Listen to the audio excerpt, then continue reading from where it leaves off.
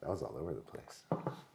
Yeah, perfect for water dragon. All over the place. Would you say like a little bit of everything? It's like, yeah, that's exactly how it feels. Sizzler salad bar. Yeah. Pretty much it. Like, there was a lot. Yeah, we started off with Ching Ming, talking about relationships with Dia de los Muertos. Right. Like we had a whole conversation before we even talked about waters and dragons yeah. and moons. Right. Okay. Yeah. It was good. I mean, yeah, it's like one of those topics, when you're talking about the water dragon, you could do it again and like a whole different show would appear and it would be just as appropriate just because it's that big. I don't want to do it again. I'll get some sleep I tonight. really don't want to do it again either. Like, I'm good. Good enough. It's good enough. Yeah. So Enjoy hopefully our good enough show. good enough for you. This month's episode is brought to you by John Coco at Coco Wellness. He commissioned this tea through Brian Kurbis by way of Teosophy Teas, and it is absolutely delicious. It is a blend of 3 of Brian's high-end premium teas pressed into one single coin. It's a 7-gram coin. This is a 200 milliliter pot, and so I put 2 coins into the session today. So shout out John Coco for curating this amazing blend. Shout out Brian for servicing the product. Shout out viewers for enjoying the show. Effortless. I'm down with effortlessness, you know? Yeah. Yeah, then it doesn't have to be awkward. Yeah, no, we'll just start over. Clean. Yeah. Just clean. Okay, this is our 5th take.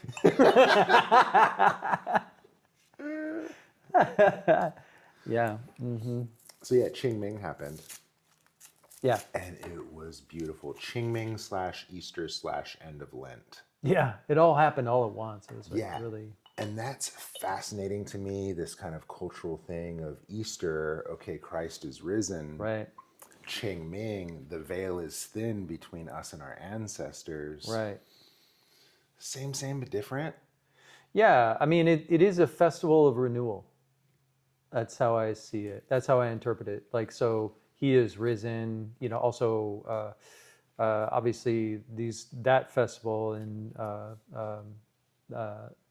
that placement of that holiday in the Christian calendar was to combat the pagan holidays of fertility, right? So, yeah.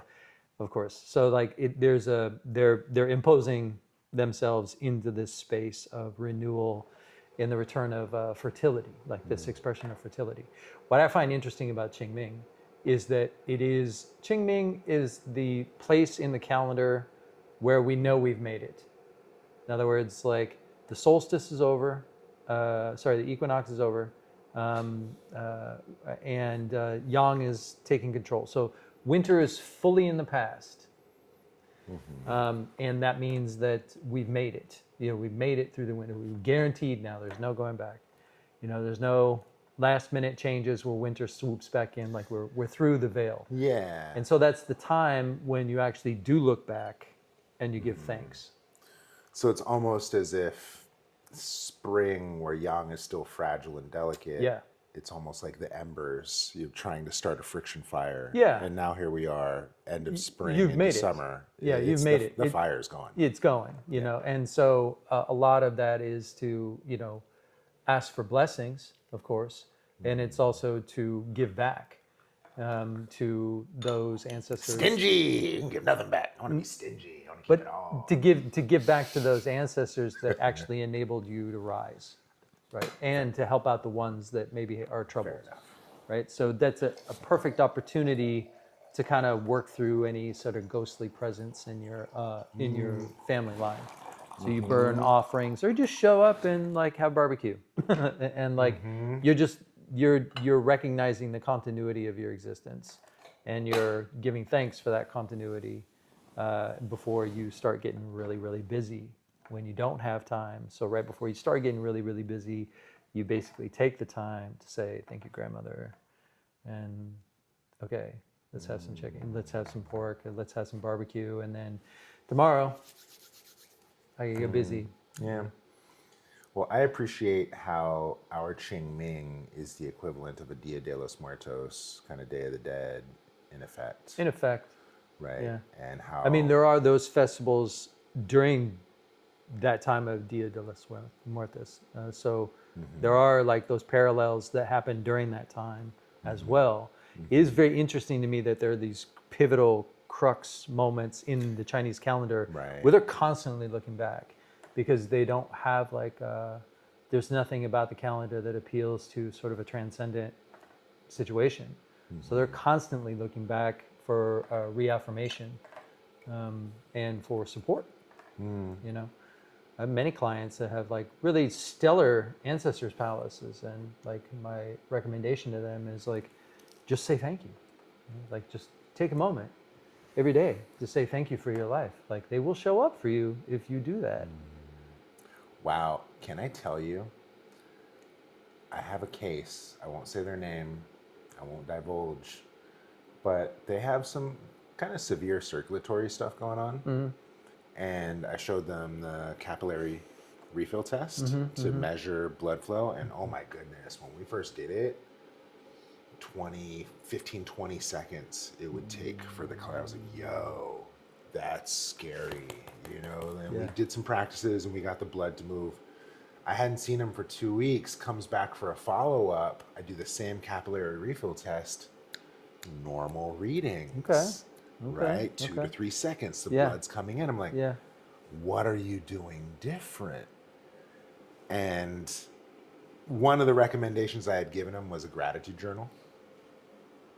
And that was just like something in passing. I gave him homework specific to his symptoms, but just happened to give him a gratitude journal and just, you know, tie that in there, cherry on top. That's the only thing he did.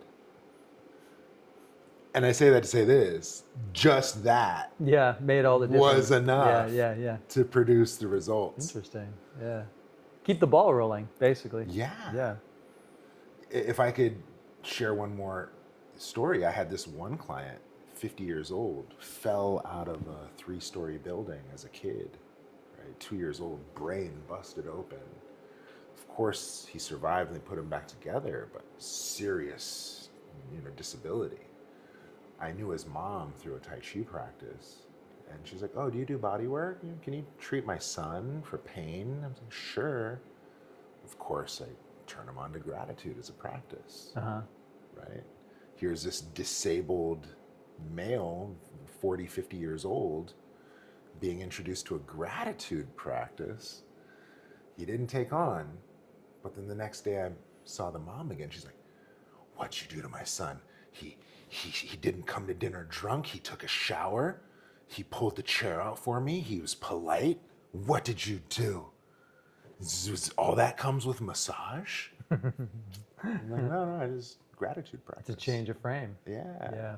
And she's like, do you need an office? Do you need a place to practice? That's how I got my first office in San Francisco. Wow. Yeah. Gratitude. Yeah. Pay it gratitude, forward. For real. Right. Yeah. Generosity always wins. I mean, that's the motto of the pig. Yeah, you know, you plant one seed, you don't get one seed back. You get a million seeds Right, back. right, It's just, right, you know, right. Abundance is the nature of the divine. Yeah. That's the function of nature. Like you basically can only get in the way. Multiply. Yeah. Like if you get in the way, like then maybe those things don't happen. But the more you give, the more you're able to receive. Heard. All right. Which actually could be a pretty relevant theme for the dragon then. Being that it's like so incredibly amplified. Dude, we haven't even talked about dragons or moons or water yet. No, yeah. But it's all tied together, I swear. We're talking about Qingmings. I swear it's all tied together. It's the interconnected business of nature. Wow, it's very subtle. Shout out Coco. Thanks, Coco. Yeah. So water dragon Last prominent water dragon in my memory was 2012, That was a big one. when the Mayan calendar was supposed to end and the world was supposed to be over. I just remember in 2012, I remember these like intense weather systems that came through the Bay Area. And there was this incredible photograph of the Golden Gate Bridge getting lit up by lightning.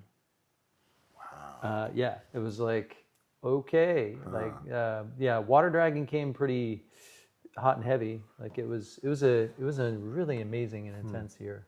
2012 was the year that my master made all of his disciples come to China to get signed in the book. Yeah, that And would if be we when you do it. and if we didn't do it, we'd lose our place in our rank. And so I remember I had already left the temple. I was here. I was courting my wife at the time. She was just a girlfriend then.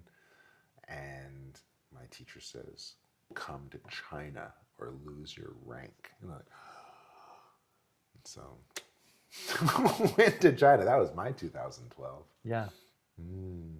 Yeah, that was a pretty significant year for me too. Yeah, like major changes, major pivots. Yeah, major pivots. So that is maybe what's in store. That's the thing about talking about. We can talk about the third moon, but then when you're talking about the quality of the water dragon and how that amplifies the scale and the pace of change, it's very difficult to pin down. Like exactly what might happen. Like I've had these conversations with people, and it's like, I don't know, like it pretty much like the quality of the water dragon is limitless.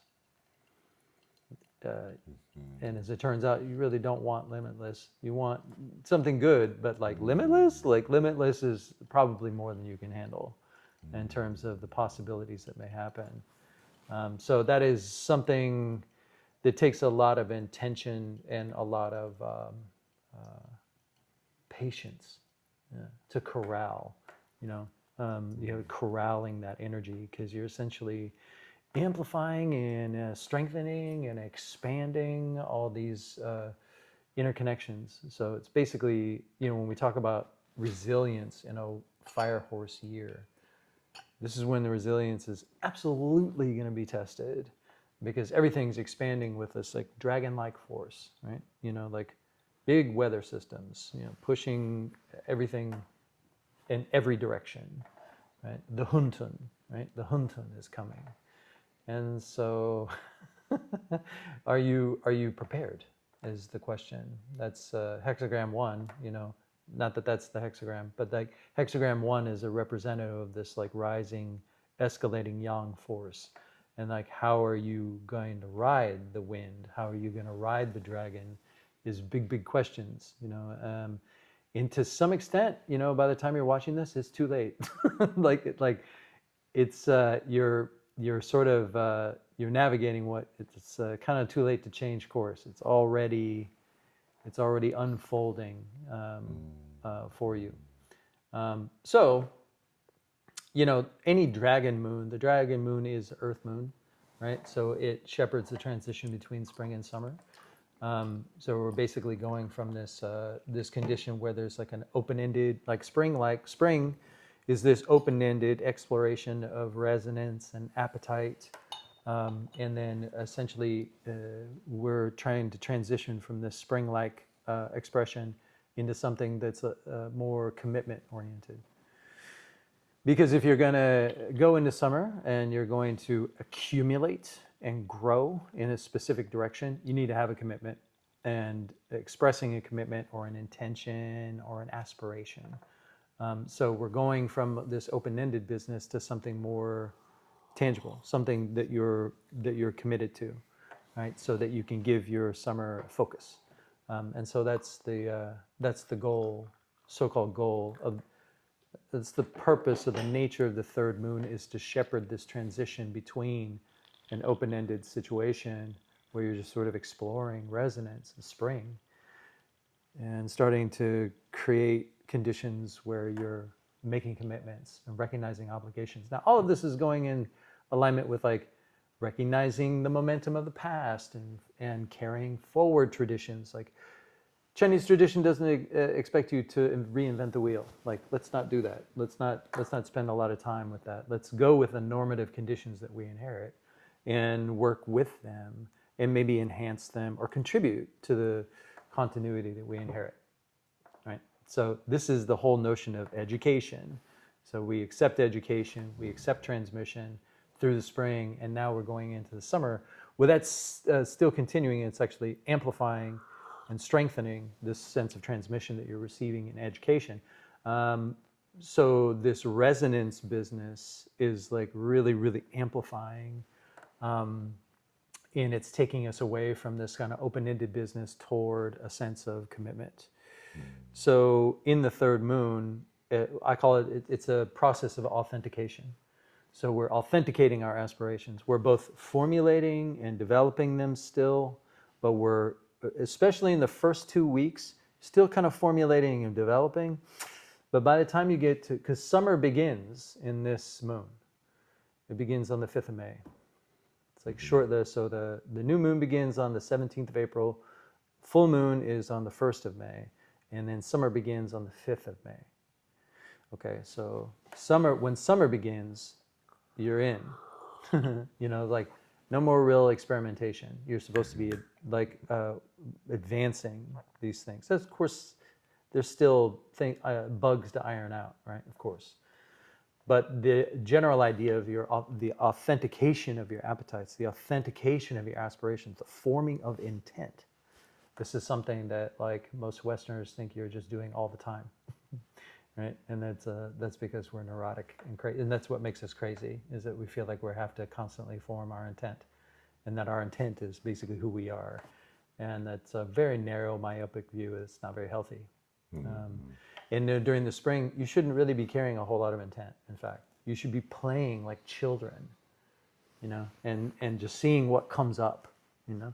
That's the whole approach to spring, you know, where, make a mess. Like I've written many times, go ahead and fail. Like, you know, do please, like fail as many times as you can, because then you sort of get an understanding of like, oh, okay, I can't do that. You know, like that's totally fine. Or study, like Ming would say, study something you have absolutely no interest in. Like just to shake it up a little bit, you know, whatever rigidity or calcification that we have in our field and our chi, like the spring is the time to kind of break that apart. Wow. That reminds me of doing a gibberish meditation once, where it was 20 minutes of just gibberish. 20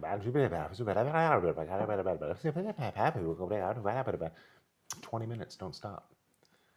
And I realized that I'd gibberish in patterns, and I'd repeat tones, and I'd repeat gibberish patterns and sequences. Right. And when I became aware of that, I was like, oh, let me consciously break these sound patterns. Right. And then I translate that to movement. Okay, here I am doing free flow, spontaneous movement. I catch myself with these patterns, actively break it. Yeah, we're easily habituated. You know, like we're actually designed to habituate. Yeah, for sure. How many of you always brush the same side of your teeth first? How many of you always turn on the light with the same hand first? How many of you always tie the same shoe first? Or put on the same pant leg first? It's a conservation of energy thing, you know. And it's also, I think the general pattern of nature is to go into pattern, right? And that's the third moon is a recognition of the patterns that we're going into and trying to, as they say, keep the chi in the channels. How do you keep the chi in the channels? Because that is actually what gives you longevity. Regardless, like we have to, for our fulfillment, we're obliged to the rhythms of nature. Like we're conditioned. Like, so we don't exist in a vacuum. If we want to actually acquire or accumulate, like we actually do have to play the game that nature gives us. As much as we think that we don't have to, we do. So, you know, like this is, the third moon is really tremendous. Like fertility is like splendid. It's abundant. in most every third moon, and particularly in a water dragon moon, it's kind of like everywhere, out of control, levels of fertility, which, basically brings forward this notion of a butterfly effect, right? The butterfly effect of something happening over here, leading to these kind of consequences over here. And it's just going in every direction. So managing those sort of cofactors of our interconnectedness, that's the dragon. That's what dragon is managing all of that. Wow. Expansion, all directions, managing cofactors. It's feedback, getting positive feedback or negative feedback.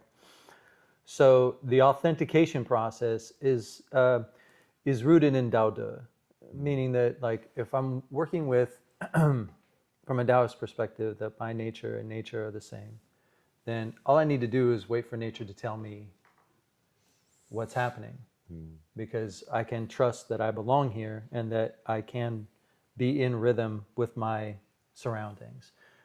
So I am looking for sort of positive feedback of this kind of omen business, so when people ask you, like, how do I authenticate my aspirations? You think, well, is it going well? That's really, it's sincerity, it's also a measure of sincerity.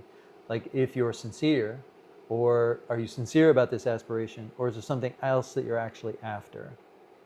So it does require a level of self-cultivation, right? Like, well, I don't really care about the job, I just want the money. Then you might not get the job. It's possible. That might not happen for you. So everything's an omen, especially in the third moon, and especially with a water dragon moon.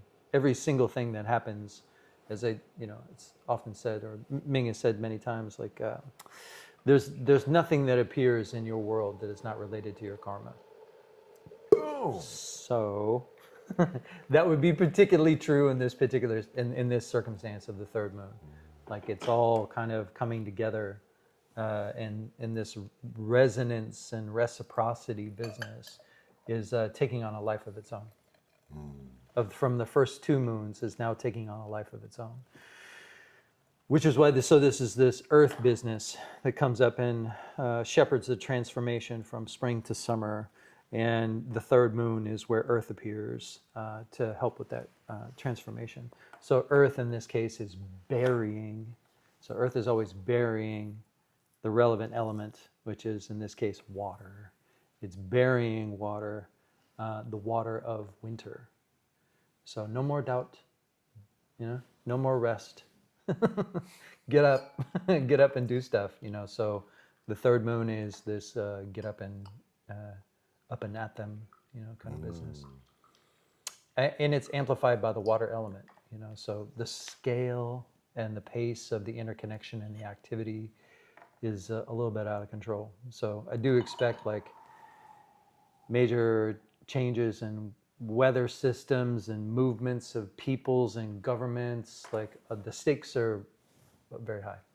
Well, speaking of major changes and omens, I was trying to lead into a qigong, and then we kept talking. So, major change, read omen. There was a qigong. There for the has been a qigong. Expansion in all directions. Right. What else do we have? Expansion in all directions, containment, management of cofactors. Yeah. Let's see it. Let's see it. Let's see that. Yeah, it was a fun one. Yeah, so if you guys want to watch the rest of this hour-plus conversation that we have month after month, Click the link below.